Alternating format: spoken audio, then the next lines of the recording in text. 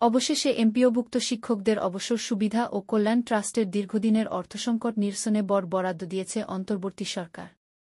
বেসরকারি শিক্ষা প্রতিষ্ঠান শিক্ষক কর্মচারী অবসর সুবিধা বোর্ডে ২,০০০ কোটি টাকা এবং বেসরকারি শিক্ষক কর্মচারী কল্যাণ ট্রাস্টে ২০০ কোটি টাকা বরাদ্দের প্রস্তাবে সম্মতি দিয়েছে অর্থ মন্ত্রণালয়ের অর্থ বিভাগ।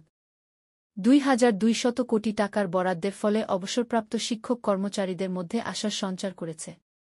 যারা বছরের পর বছর ধরে তাদের প্রাপ্য টাকার জন্য অপেক্ষা করছেন, তাদের কষ্ট কিছুটা কমবে। নাম প্রকাশ না করার শর্তে সংশ্লিষ্ট কর্মকর্তারা জানিয়েছেন, এই বরাদ্দ অর্থ সরাসরি শিক্ষকদের হাতে যাবে না। স্থায়ী তহবিল ও মূলধন তহবিল গঠনে কাজে ব্যবহৃত হবে।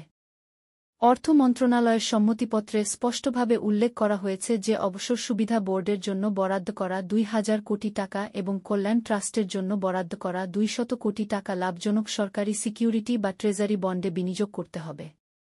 এই বিনিয়োগ থেকে প্রাপ্ত সুদ দিয়েই শিক্ষকদের আবেদন নিষ্পত্তি করা হবে। এই তহবিল গঠনের মূল উদ্দেশ্য হল দুটি প্রতিষ্ঠানের আর্থিক ভিত্তিকে শক্তিশালী করা এবং একটি স্থায়ী সমাধানের পথে হাঁটা, যাতে ভবিষ্যতে আর অর্থসংকটের কারণে শিক্ষকদের আবেদন আটকে না থাকে। এই প্রক্রিয়ায় প্রায় ৫ বছর ধরে ঝুলে থাকা ৭৫,০০০-এরও বেশি শিক্ষক কর্মচারীর আবেদন দ্রুত নিষ্পত্তি হবে বলে আশা করা হচ্ছে। শর্ত অনুযায়ী বিনিয়োগ করা ট্রেজারি বন্ডের মেয়াদ শেষে তা নবায়ন বা পুনরায় ট্রেজারি বন্ড কিনতে হবে এবং মূল তহবিল থেকে কোনো অর্থ অন্য কোনো উদ্দেশ্যে ব্যয় করা যাবে না। শুধু সুদ বাবদ প্রাপ্ত অর্থই চলতি তহবিলে জমা করে সেখান থেকে ব্যয় নির্বাহ করতে হবে।